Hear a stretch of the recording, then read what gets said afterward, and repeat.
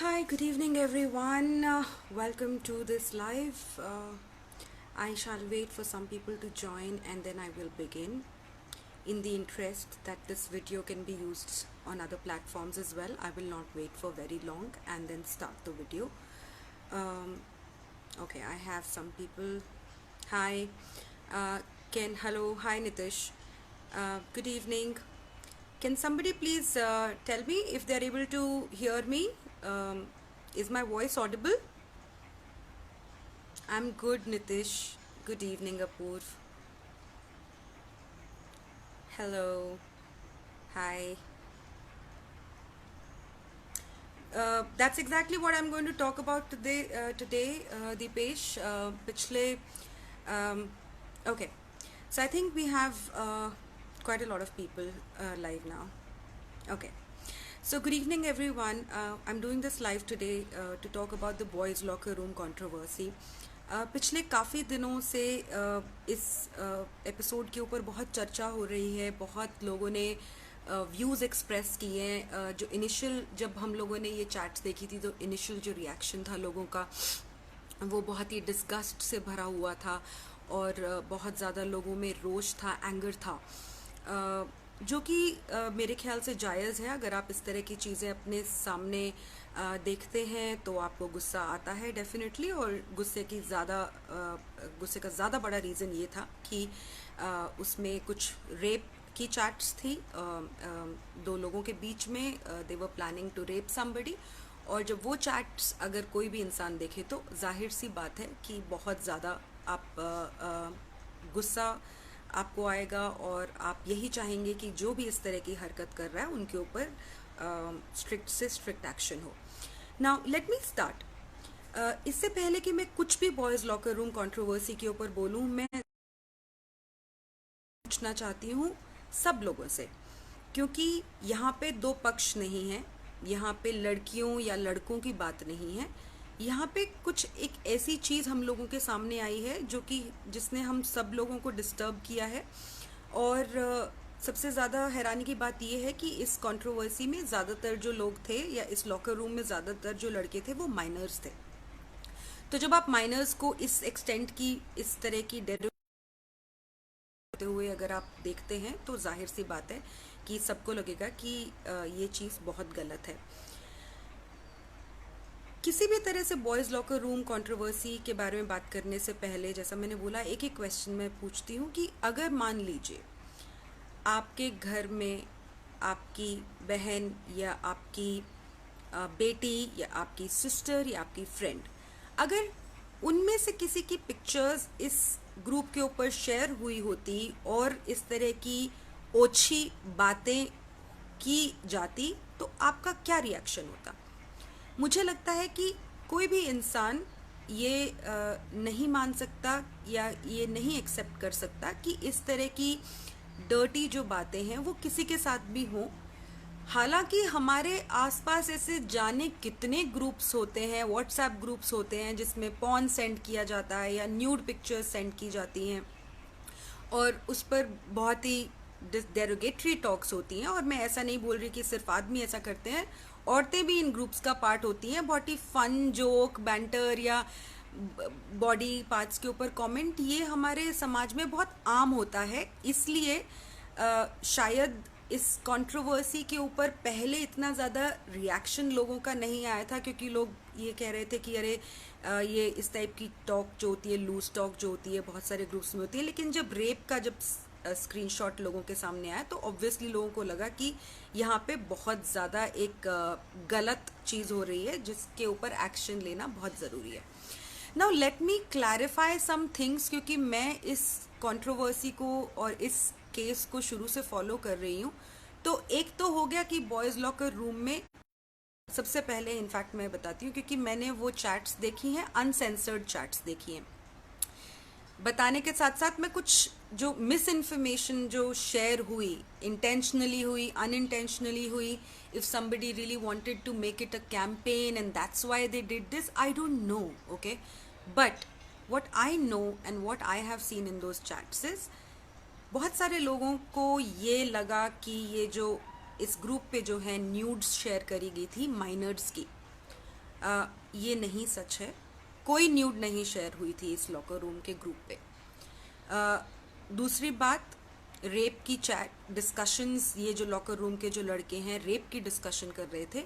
कोई रेप की प्लानिंग, कोई रेप की डिस्कशन जो first locker room chat release हुई थी उसमें थी। There was no rape, there was no mention of rape, there was no mention of sexual assault. This kind of conversation happens, like I said, in a lot of groups.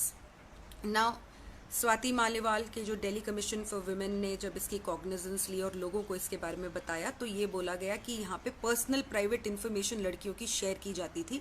मैंने वो सब chats पढ़ी हैं। ज़्यादातर उस group में जो pictures share की गई थी वो इंस्टाग्राम से उठाई गई ही पिक्चर्स हैं, और ये वो पिक्चर्स हैं जो कि इन लड़कियों ने पब्लिकली पोस्ट की थी। Now let me say that again and reiterate, just because अगर कोई लड़की कोई provocative picture डालती है social media पे, it does not give anybody any right to pass lewd comments, to fantasize having sex with her. This is wrong. There is no justification for this behavior, and that's why there has been a case under 67A of the IT Act slapped against the boys. लेकिन जो लोगों को ज़्यादातर लगा और जो लोगों को बताया भी गया वो ये बताया गया, क्योंकि वो बहुत सेंसर्ड थी सारी की सारी पिक्चर्स, कि ये न्यूड्स जो हैं जो इनके पास प्राइवेट थी वो शेयर हो रही थी, और इन लड़कियों की जो है मॉव्ड पिक्चर्स शेयर हो रही थी। नहीं, ऐसा नहीं है। डेफिनेटली बहुत ही ज़्यादा ओछे लेवल की बातें उस ग्रुप के ऊपर हो रही थी, और जाहिर सी बात है, जैसा मैंने बोला, कि अगर आप में से कोई भी अगर अपनी पिक्चर्स के ऊपर इस तरह की किसी चाहे प्राइवेट ग्रुप में बातें होते देखेगा, तो आपको जाहिर सी बात है गुस्सा आएगा और आप एक्शन लेने की कोशिश करेंगे, पहल करेंगे, और वही पहल और वही एक्शन इन लड़कियों ने लिया। अब उस स्नैपचैट, जैसा कि मैंने बोला कि ये चीज़ें इतनी नॉर्मलाइज्ड है और इस तरह के ग्रुप्स इतने सारे हैं हमारे आसपास, लेकिन अगर सिर्फ वो एक कॉन्वर्जेशन उसी तरह की आती तो लोग इतना ना रिएक्ट करते। लेकिन जब एक रेप की डिस्कशन का जो स्क्रीनशॉट आया, all hell broke loose. Swati Maliwal, Delhi commission for women ने ये एग्जैक्ट लाइंस यूज की हैं कि दीज माइनर बॉयज और these boys who were a part of the boys locker room were planning techniques of raping and gang raping minor girls. ये बिल्कुल गलत है। This is an absolute lie. ये नहीं हुआ है, और इसके ऊपर इस तरह का रिप्रेजेंटेशन देना मुझे लगता है बहुत गलत है। एक कमीशन के लेवल पे इस तरह की बात बोलना मुझे लगता है बहुत गलत है। हुआ ये था कि इनमें से जो ये ग्रुप एक बन गया था, जो लड़कियों के बारे में उस ग्रुप के ऊपर डिस्कशन हो रही थी, इन लोगों ने आपस में एक दूसरे को कांटेक्ट किया, उसके बाद ये स्क्रीनशॉट्स बाहर आए। इनमें से एक लड़की है जिसने बोला कि उसको रेप के थ्रेट्स मिल रहे हैं, क्योंकि उसको किसी लड़के ने एक चैट का स्क्रीनशॉट भेजा, जो कि अब कल दिल्ली पुलिस ने रिलीज में अपने बताया है कि एक लड़के की फेक आईडी बना के अपने किसी फ्रेंड से उसका कैरेक्टर टेस्ट करने के लिए उसको ही रेप करने की बातें कर रही थी। बहुत ही डिस्गस्टिंग है, बहुत ही अनबिलीवेबल है, बट ये फैक्ट है कि एक लड़की ने फेक आईडी बना के सिद्धार्थ नाम के लड़के की अपने ही किसी फ्रेंड के कैरेक्टर टेस्ट करने के लिए रेप की डिस्कशन की कि इस लड़की का हम रेप करते हैं, जो कि साफ सी बात है उस लड़के ने डिनाई कर दिया था आउटराइट। लेकिन अब मैंने काफ़ी क्राइम रिपोर्टर्स से बात की और इस थ्रेड को कनेक्ट करने की कोशिश की, लेकिन कहीं से कनेक्ट मुझे मिल नहीं रहा है। उनकी चैट्स एक्सपोज करने वाले जो ग्रुप था, इनके पास वो स्क्रीनशॉट स्नैपचैट वाला कहाँ से आया? अगर ये लड़की और लड़का अनरिलेटेड हैं बिल्कुल बॉयज़ लॉकर रूम से, तो वो स्नैपचैट वाला स्क्रीनशॉट इनके पास कहाँ से आया? उसको क्यों यूज़ किया गया? यूज़ डेफिनेटली इसी ग्रुप में से किसी ने वो पोस्ट किया था और फिर उसके बाद मीडिया ने उसको पिकअप कर लिया, और वही सबसे ज़्यादा डिस्टर्बिंग स्क्रीनशॉट था, जिसकी वजह से ये बोला गया कि ये तो रेपिस्ट्स हैं, गैंग रेपिस्ट्स हैं, इनको तो एज एन अडल्ट ट्राई करना चाहिए। कुछ लोगों ने बोला इनको डेथ पेनल्टी देनी चाहिए। आपको पता है, जैसे आज के टाइम पे जब भी किसी लड़के के ऊपर, किसी आदमी के ऊपर अगर इस तरह की एक्यूजेशन लगती है तो सबसे पहले लोग उनके लिए डेथ पेनल्टी ही मांगते हैं। लेकिन मुझे बहुत ज़्यादा अफसोस है इस बात का कि इस केस में स्कूल गोइंग बॉयज़ हैं जो इस लॉकर रूम के पार्ट थे। इसमें कोई दो राय नहीं है कि जो उन्होंने किया उसको किसी भी तरह जस्टिफाई नहीं कर सकते। लेकिन आप ये बोल रहे हैं कि वो रेपिस्ट हैं, गैंग रेपिस्ट हैं, on the basis of a fake screenshot. You don't wait for investigations, you don't wait to know the reality of the matter, you don't wait for any kind of clarifications, you don't wait for the truth. You don't want to know the truth because everybody is so busy in outraging. And यहाँ पे तो miners की बात हो रही है। किस तरह की सोसाइटी, इस तरह के गाने हैं, इतने भद्दे भद्दे गाने हैं, उसके ऊपर लड़के आज के दौर में, लड़कियां आज के दौर में डांस करते हैं। एडल्ट कॉमेडीज़ देख लीजिए, सेमी पॉर्न हर जगह पे डिस्ट्रीब्यूटेड है।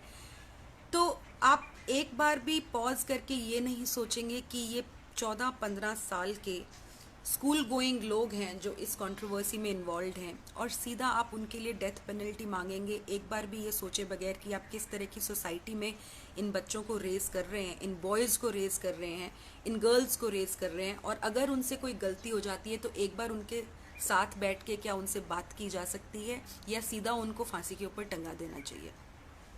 तो क्लैरिफिकेशन बॉयज़ लॉकर रूम की जो है वो ये है, कोई न्यूड्स नहीं शेयर हुई थी। हालांकि ये चीज़ मैं ज़रूर बोल दूं कि जब ये चैट्स एक्सपोज हो गई थी उसके बाद एक और से बॉयज़ लॉकर रूम बन गया जिसमें किसी लड़के ने ये बोला था कि वो ये जो लड़कियां हैं जिन्होंने एक्सपोज किया है उनकी न्यूड्स रिलीज कर देंगे, which was again extremely wrong.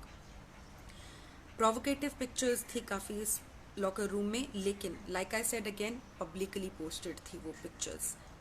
Does it give anybody any right to discuss pass such derogatory comments? Absolutely no.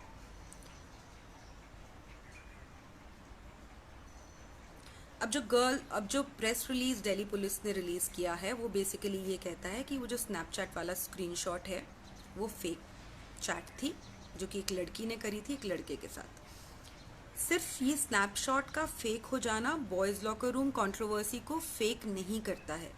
मैं क्लैरिफाई करूंगी क्योंकि लोगों में जितना रोष और एंगर जब ये चैट्स बाहर आई थी तब था, उतना ही एंगर अब है क्योंकि ये स्क्रीनशॉट जो है फेक प्रूव हो गया है। लेकिन ये स्क्रीनशॉट का फेक प्रूव होने की वजह से पूरा का पूरा लॉकर रूम जो है ये फेक नहीं हो जाता है। उस रूम में माइनर गर्ल्स की पिक्चर्स शेयर की गई थी, उनके ऊपर सेक्सुअली इनएप्रोप्रिएट थे, बॉडी शेमिंग की थी, और भी बातें थी जो कि प्रॉब्लमैटिक थी।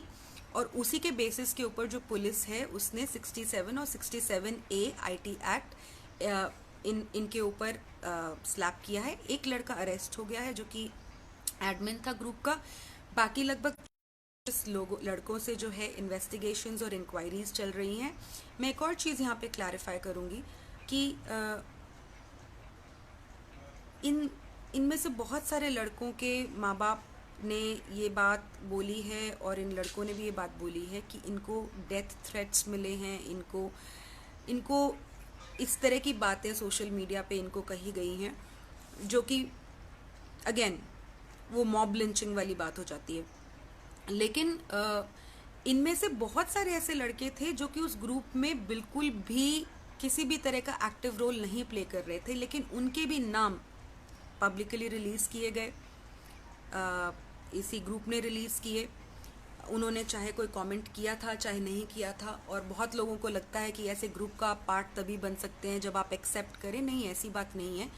मेरे को लोग पता नहीं किस किस ग्रुप का पार्ट बना देते हैं। आज के टाइम पे व्हाट्सएप में मेरे डीएम ओपन, ट्विटर में मेरे डीएम ओपन है, जाने किस किस ग्रुप में लोग मुझे ऐड करते जाते हैं। मैं उन ग्रुप का पार्ट बनी हुई हूँ, मुझे पता भी नहीं है उनमें क्या कॉन्वर्जेशन है, लेकिन जब मुझे टाइम लगता है तो मैं उन ग्रुप्स में से अपने आप को लीव कर देती हूँ। लेकिन किसी का मेरे को इस ग्रुप में ऐड करना ये नहीं मेरी किसी तरह की गिल्ट नहीं प्रूव करता है। अगर मैंने वहाँ पे कोई इंटरेक्शन नहीं की है, कोई एक्सप्रेशन नहीं दी है, इसका मतलब ये नहीं है सिर्फ अगर आप एक ग्रुप का पार्ट बन जाए हों तो इसका मतलब ये नहीं है कि आपने कोई क्राइम किया है, और ये किसी के साथ भी हो सकता है। तो जो लोग ये बोल रहे थे कि इन सब लड़कों को एडल्ट्स की तरह ट्रीट करना चाहिए, ये फांसी पे चढ़ा देना चाहिए, या इनको स्ट्रिक्टेस्ट जेल, सालों साल की जेल होनी चाहिए, एक बार पॉज करके सोचिए कि आप क्या बोल रहे हैं। अब बात आती है सुसाइड की, जो गुड़गांव में हुआ है।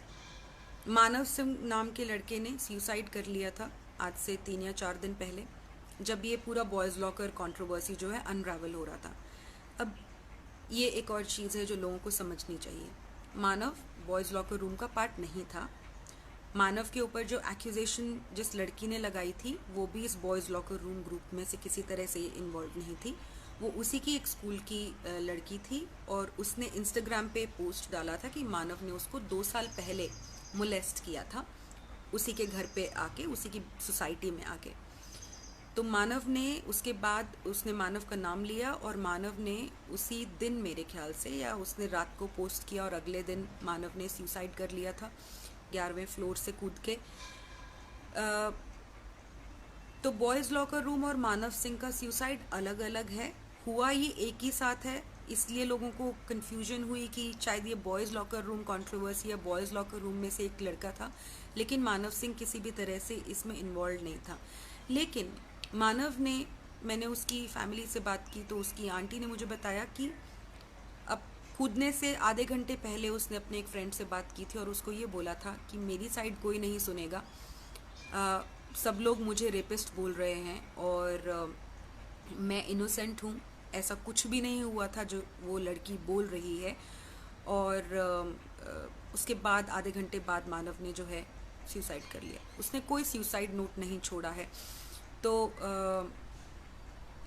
किसी भी तरह से इस केस की इन्वेस्टिगेशन भी होना बहुत ज़्यादा ज़रूरी है, बहुत ज़्यादा मुश्किल है, क्योंकि अबेटमेंट ऑफ सुसाइड डेफिनेटली यहाँ पे एक रीज़न था, और डेफिनेटली वो जो एक्यूजेशन है उसका इन्वेस्टिगेशन होना चाहिए। लेकिन अगर उसका इन्वेस्टिगेशन हो भी गया और अगर वो इन्वेस्टिगेशन में ये भी आया कि वो झूठा केस था, लेकिन फिर भी अबेटमेंट ऑफ सुसाइड एक बहुत ही स्ट्रेंज सा प्रोविज़न है। जब तक कि डायरेक्टली आप किसी को प्रोवोक नहीं करते हैं या अबेट नहीं करते हैं सुसाइड, ये चार्ज वैसे भी मेंटेनेबल नहीं होता है। लेकिन मुझे लगता है बहुत ज़रूरी है कि उस लड़की की एलिगेशंस का इन्वेस्टिगेशन हो, उसका ट्रूथ सामने आए, बहुत ज़रूरी है। क्योंकि यहाँ पे एक 17 साल के लड़के ने अपनी जान दे दी और उसका रीज़न तो डेफिनेटली था। इन्वेस्टिगेशन ज़रूर होनी चाहिए, लेकिन अभी तक हमने ऐसा कुछ सुनने में नहीं आया कि कोई किसी भी तरह की मानव सिंह के केस में इन्वेस्टिगेशन हुई है या कोई एफआईआर हुई है।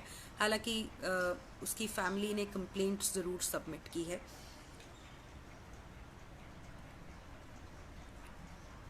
आप सभी जो मेरे को सुन रहे हैं उनसे मैं ये एक रिक्वेस्ट करूँगी कि सोशल मीडिया पे जो थ्रेड्स हैं या सोशल मीडिया पे किसी को नेम कॉलिंग जो है, वो हर इंसान को डिफरेंट तरीके से इम्पैक्ट कर सकती है।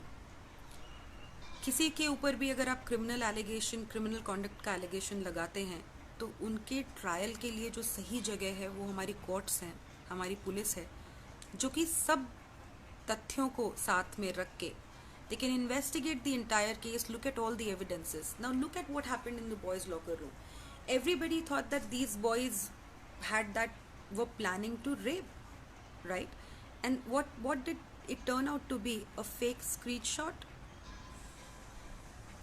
तो जिन भी लोगों ने इनको रेपिस्ट बोला, गैंग रेपिस्ट बोला, इनको मैसेजेस भेजे और ये कहा कि इनको स्कूल से इनको कहीं पढ़ने नहीं अलाउ करने देना चाहिए या वो सब, क्या वो चीज़ें वापस आ सकती हैं? वो ऑब्वियसली नहीं वापस आ सकती।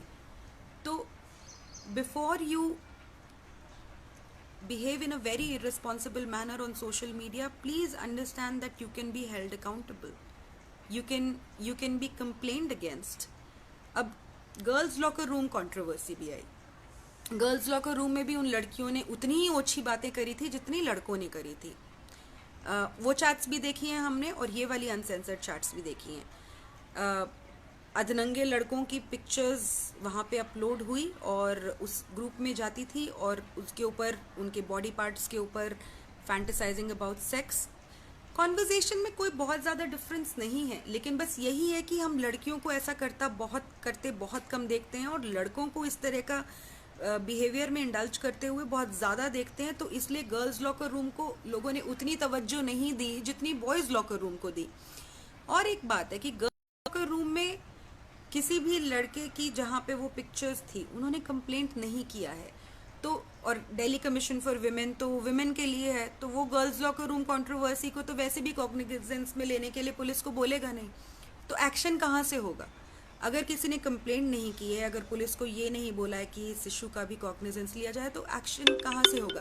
एक्शन नहीं होगा, एक्शन नहीं होगा। Now again what I was saying was, अगर आप इस तरह के बिहेवियर में इंडल्ज करते हैं तो, और अगर आपके खिलाफ कोई कंप्लेंट करता है तो वो कंप्लेनेंट गलत नहीं हो जाता है, लेकिन किसी का भी राइट है कि एक्शन के लिए आप बोलो, क्योंकि आपके साथ आपको लगता है कि कुछ गलत हुआ है, और ये सभी का राइट है। लेकिन हम सबकी रिस्पॉन्सिबिलिटी क्या है कि हम एम्पलीफाई करें, डेफिनेटली कि उसमें एक्शन हो, इन्वेस्टिगेशन हो, लेकिन सीधा किसी इंसान को रेपिस्ट बोल देना, गैंग रेपिस्ट बोल देना, कंक्लूजन्स निकाल देना, उनको डायरेक्ट मैसेजेस भेजना, उनको डेथ थ्रेट भेजना, उनको एसिड अटैक के थ्रेट्स भेजना। अब जो ये लड़कियां हैं जिन्होंने इस चैट को एक्सपोज किया था, उनको लोग रेप थ्रेट्स भेज रहे हैं, उनको लोग एसिड फेंक देंगे उनके फेस पे, ये भेज रहे हैं। ये गलत है, ये गलत है, बिल्कुल गलत है। और अगर आप में से ऐसा कोई भी करता है तो आपके खिलाफ सख्त से सख्त क्रिमिनल एक्शन हो सकता है। ये मेरी रिस्पॉन्सिबिलिटी है कि मैं सब लोगों को बोलूं, जो लड़के आज मुझे सुन रहे हैं, जो आदमी आज मुझे सुन रहे हैं, जो औरतें, लड़कियां, कोई भी जो मुझे सुन रहा है, ये गलत है। अगर आप किसी को ऑनलाइन थ्रेट्स देते हैं या अगर आप sleaze talk, sexually inappropriate talks करते हैं, बहुत होता है, एक्शन नहीं होता है। ये सारी चीज़ें उस चीज़ को लाजमी नहीं करती हैं। अगर किसी ने कंप्लेंट करी है तो आपके खिलाफ एक्शन हो सकता है। बहुत सारे केसेस में नहीं होता है, ये भी एक सच्चाई है, लेकिन इसका मतलब ये नहीं है कि आपने अगर कुछ गलत किया है तो आप बच सकते हैं। आपके खिलाफ अगर कोई कंप्लेंट करता है तो आपके खिलाफ एक्शन हो सकता है।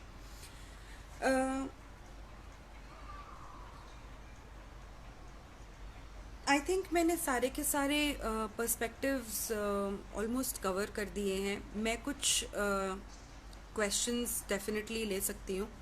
और एक और चीज़ जो मैं बोलना चाहूँगी वो ये, और आई थिंक ये बहुत इम्पॉर्टेंट है, जो मुझे बहुत हिपोक्रिटिकल लगा इस पूरे केस में, कि जो लड़की एक है जिन्होंने एक्सपोज किया था इस चैट्स को, अब वो इंस्टाग्राम पे उन्होंने एक वीडियो बनाई है, उनका नाम अनूवा है। उन्होंने एक वीडियो बनाई और वो कह रही हैं कि उनको इस तरह के थ्रेट्स मिल रहे हैं और उन्होंने कुछ गलत नहीं किया, और वो सही के साथ खड़ी हुई और इस वजह से लोग उनको टारगेट कर रहे हैं। अनूवा की भी कुछ चैट्स बाहर आई थी, और अनूवा एक लड़की को जिन्होंने उसके फ्रेंड के ऊपर एलिगेशन लगाया था सेक्सुअल असॉल्ट का, उन्होंने उतनी ही अभद्र भाषा का और उतने ही थ्रेटनिंग वे में उस लड़की के साथ बात की थी जितनी बाकी सारी चीज़ें बाहर आई है।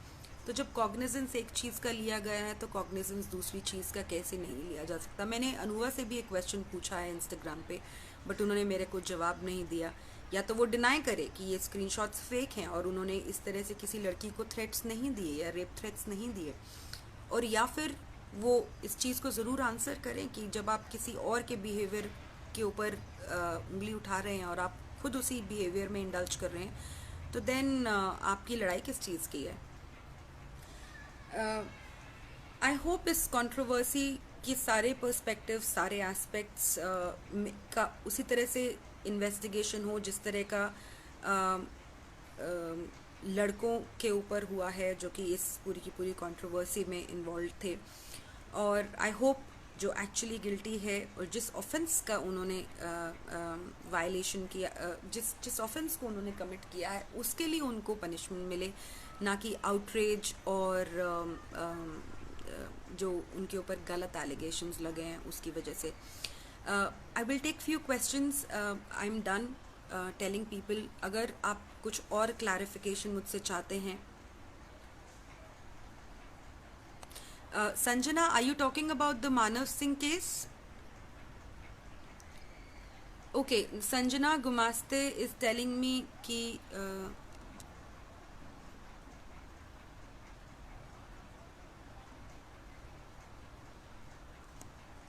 okay, Sanjana Gumaste is saying कि complaint has been filed against the girl in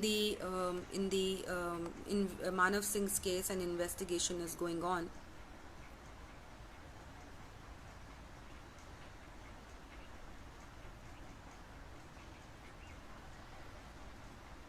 Sumukh, I can't stress this fact more that there is more than ever a need for a men's commission or a boys commission.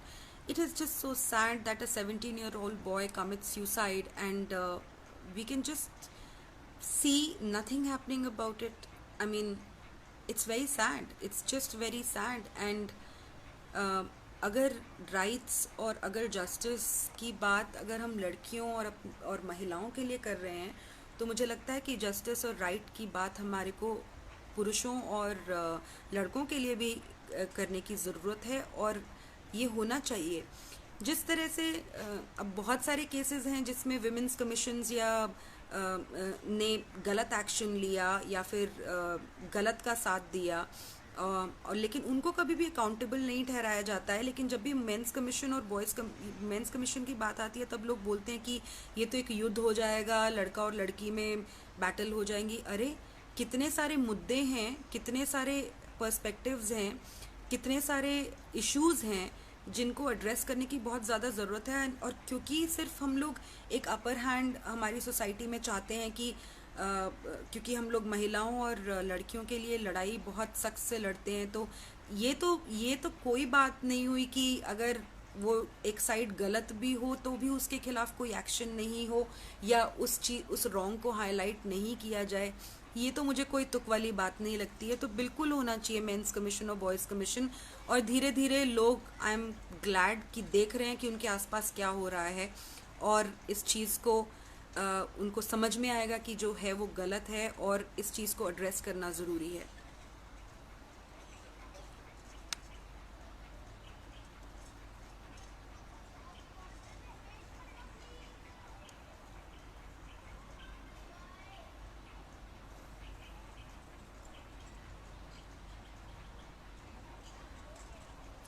विकास, जिस लड़की ने वो screenshot manufacture किया था या एक fake conversation की थी, एक फ़ेक आईडी बना के, वो आइडली एक ऑफेंस है, पर पुलिस ने क्लैरिफाई कर दिया है कि वो कोई एक्शन नहीं लेंगे उस लड़की के खिलाफ क्योंकि वो एक माइनर है, और वो बोल रहे हैं कि that was a childish act. I don't know what to say. Ashish, बिल्कुल जैसे मैंने बोला, अगर आप किसी ग्रुप का पार्ट हैं तो आप doesn't mean that you have.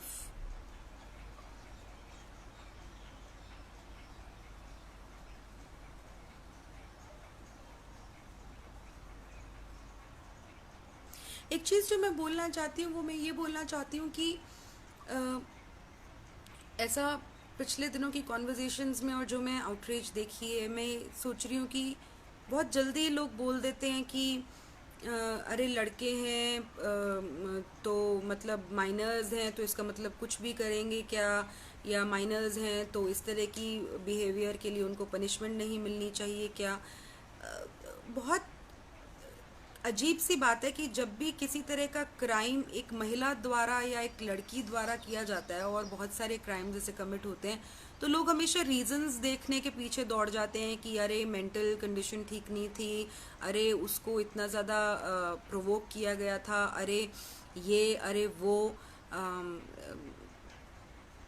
और जब लड़का अगर आदमी कोई क्राइम करे तो अगर रीज़न हो भी, हालांकि रीज़न की वजह से भी वो चीज़ जस्टिफाई नहीं हो सकती है, पर आप कभी अंडरस्टैंड करने की कोशिश ही नहीं करते हैं। जब माइनर बॉयज़ हैं तब भी ये बात है, तो मैं सोचती हूँ कि कितनी कलेक्टिव हेट एक सोसाइटी में जनरेट की गई है।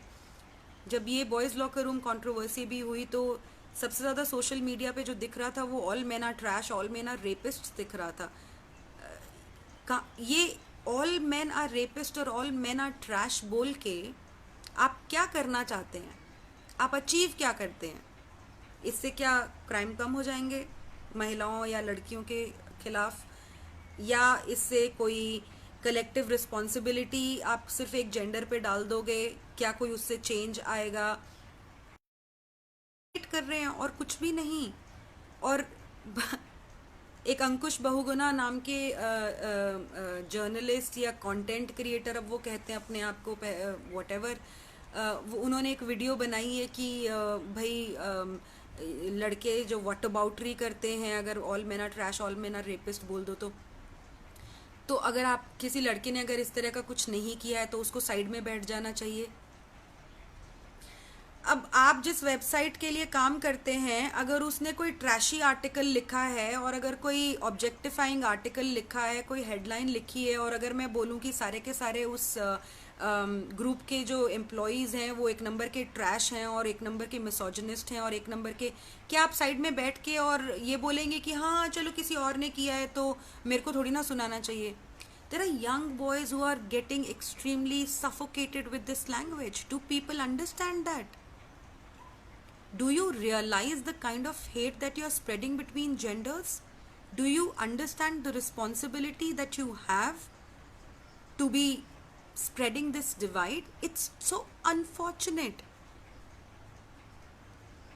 It's just so not acceptable. And then you claim to be standing for equality. Then you claim to be standing for, rights of everyone. Bullshit. अगर आप किसी जेंडर को, पूरे के पूरे जेंडर को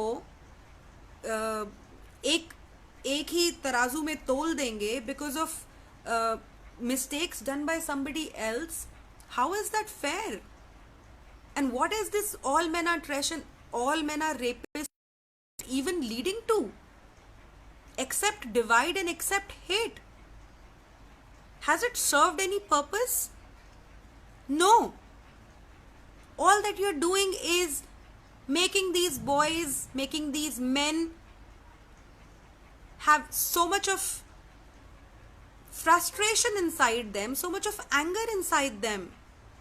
You're guilt tripping them, a lot of them, for no reason, and then they can't even object to it. They can't even say that this is not right.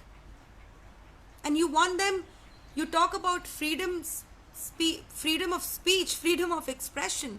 But then if a boy says that he is not okay with all men are rapists, all men are trash rant, then you basically put that person down with more abuses. This is just so unfair. Anybody who does this in the name of feminism, you are so wrong. You are such a hate spreader. And yes, I understand there's so much wrong that happens to girls, there's so much wrong happens to women, there is no denial of that. But aren't there so many men who are helping women, who stand up for women, who stand up for girls? By your definition, even they are rapists. By your definition, even they are trash. And they cannot say anything if they don't like it. Because narrative zindabad. Reflect if you can and if you think.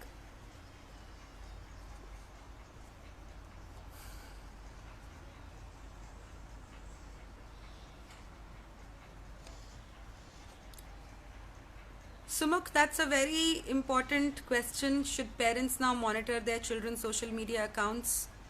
Well, I'm not asking, they shouldn't be monitoring what they're talking to their friends, what they're talking to their counterparts, or, be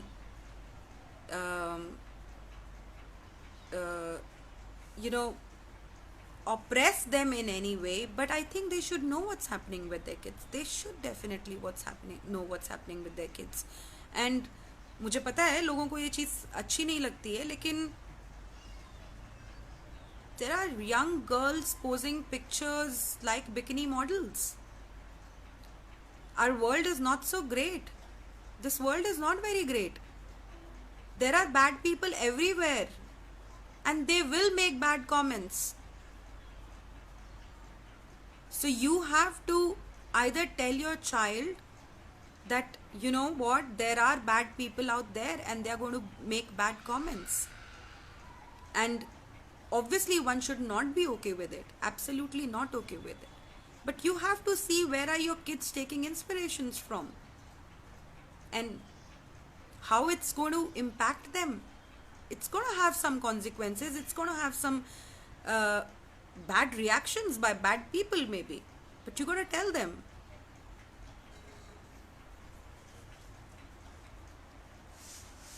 And you need to obviously monitor what your boys are doing. Such kind of vulgar, absolutely unacceptable conversations about their friends, or not friends, but about stranger girls, minor girls or major girls, if they are having this kind of conversation in this age, what are they really imbibing? You need to see that. And there's no doubt that if they think that then they can have these conversations and there's nothing wrong with it, then it's absolutely wrong.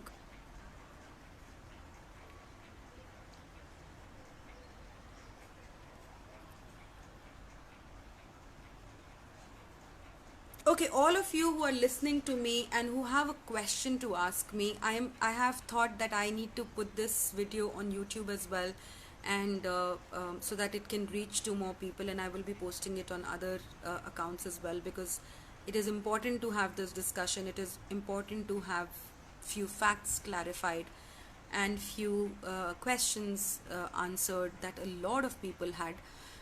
So I'm going to take if you have a question and if you want to continue the talk with me, I'm going to come live again, but I will end this video right now so that I can post it on other accounts without this question and answer session.